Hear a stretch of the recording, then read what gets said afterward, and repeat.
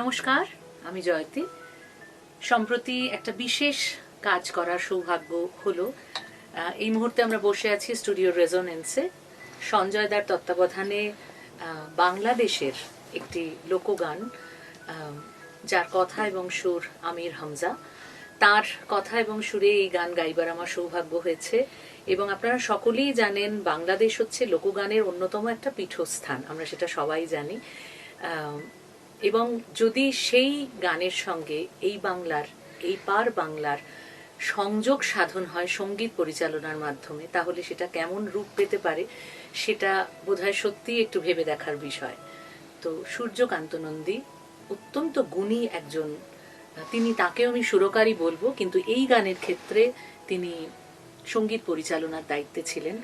এবং এই গানটি আমার গেয়ে ভীষণ ভালো লেগেছে।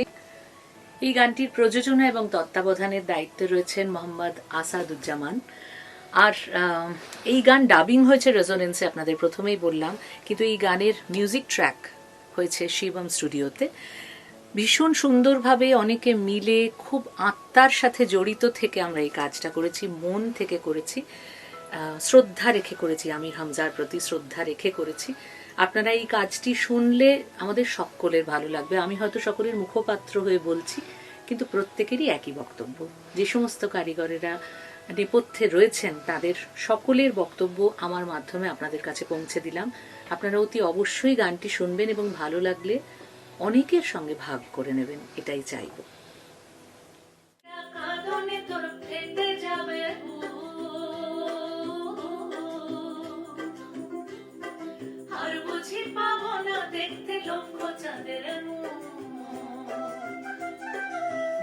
ছেড়া কাঁদনে তোর ফেটে যাবে,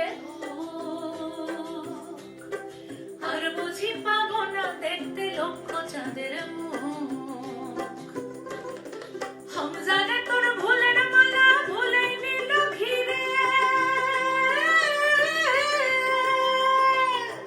দিনের শেষে পাইবা কি গো, ও গো দিনের শেষে পাইবা কি গো, সেই দিন বন্ধু রে কি দিরে বাঁধিবি আমারে, যেতে নাহি দেব বলে ডাকছ